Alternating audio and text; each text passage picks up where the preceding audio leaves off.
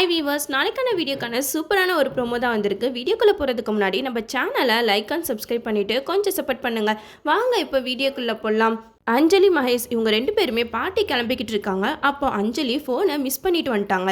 அப்போ மகேஷ் கிட்ட சொல்கிறாங்க, மகேஷ் என்னோட ஃபோனை மேலே வச்சுட்டு வந்துட்டேன், என் ஃபோனை எடுத்துகிட்டு வரீங்களா அப்படின்னு சொல்ல உடனே மகேஷ் நான் போய் எடுத்துகிட்டு வரேன்னு சொல்லிட்டு ஃபோன் எடுக்க போகிறாங்க.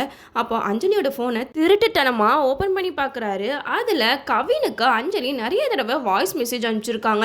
இதெல்லாம் பார்த்த மகேஷ் வந்து பயங்கரமாக ஷாக் ஆகுறாங்க. யார் இவனுக்காக எதுக்கு அஞ்சலி இப்படி மெசேஜ் பண்ணிக்கிட்டு இருக்கா?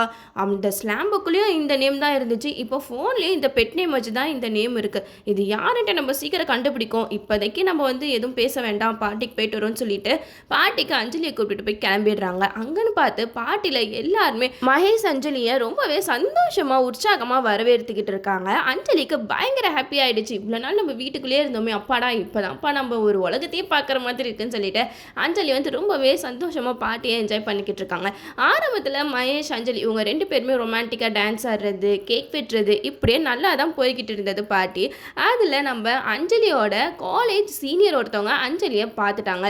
அஞ்சலி கூட யாராவது பேசுனா அவங்களோட மண்டையவே உடைக்கிற மகேஷ் வந்து இப்போ இந்த சீனியர் வந்து ஓடி வந்து அஞ்சலிக்கு கையை கொடுத்து அஞ்சலி எப்படி இருக்கா அப்படின்னு சொல்லிட்டு பயங்கரமாக பேசிக்கிட்டு இருக்காரு. இதை பார்த்த மகேஷ்க்கு வந்து பயங்கரமாக கோபம் வருது. அது மட்டும் இல்லாமல் அஞ்சலி கிட்ட சொல்கிறாங்க, அஞ்சலி நீ தான் நல்லா பாடுவியே, இந்த பாட்டியில் ஒரு பாட்டு பாட அப்படின்னு சொல்ல உடனே மகேஷ் சொல்கிறாங்க, வேணாம் அஞ்சலி பாட்டெல்லாம் பாடாத அப்படின்னு சொல்கிறதுக்கு அஞ்சலி சொல்கிறாங்க, ஏங்க ப்ளீஸ்ங்க நான் பாடி ரொம்ப நாள் ஆச்சு, ஒரே ஒரு பாட்டு தானே பாடிடுறேன் அப்படின்னு சொல்லிட்டு மகேஷோட பேச்சை மீறி அந்த பாட்டியில் பாடுறாங்க. அவங்க பாட்டை கேட்டு எல்லாருமே அஞ்சலியை பாராட்டிக்கிட்டே இருக்காங்க.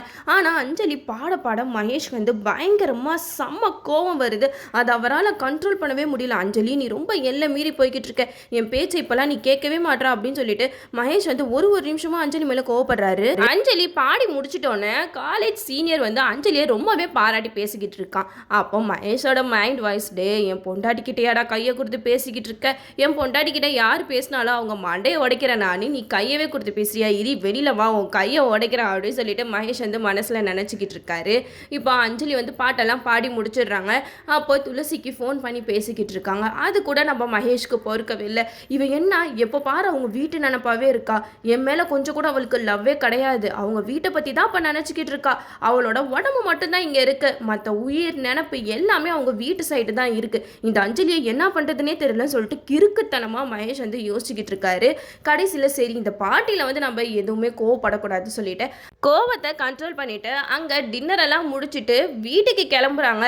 வீட்டுக்கு போயிட்டு மகேஷ் வந்து அஞ்சலியை பார்க்குறாங்க. என்னாச்சு அஞ்சலியே ஒரு மாதிரி இருக்கு? இல்லை மகேஷ் எனக்கு ரொம்ப டயர்டாக இருக்குது, நான் போய் தூங்க போகிறேன் அப்படின்னு சொல்கிறாங்க.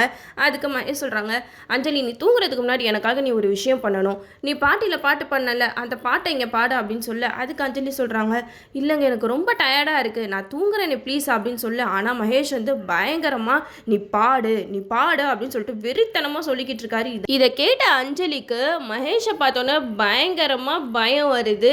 சரி பாடி தொலைவோம் அப்படின்னு சொல்லிட்டு அஞ்சலி வந்து பாட்டு பாடுறாங்க. பாட்டு பாடிட்டு அப்படியே தூங்கிடுறாங்க.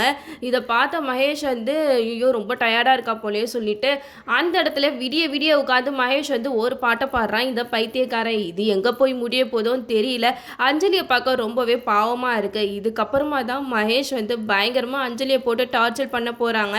காலேஜில் சீனியர் பேசுனது இன்னும் அவர் மைண்டில் ஓடிக்கிட்டே இருக்கா. அது மட்டும் இல்லாமல் இப்போ அஞ்சலி வந்து யார் அது கவின், அவன் யார், எதுக்காக அஞ்சலி வந்து அவனுக்காக இப்படி மெசேஜை பண்ணிக்கிட்டு இருக்கான் நம்ம கண்டுபிடிக்கணும்னு சொல்லிட்டு பைத்தியக்காரத்தனமாக யோசிச்சுட்டு இருக்காரு. நம்மளும் வெயிட் பண்ணி பார்ப்போம்.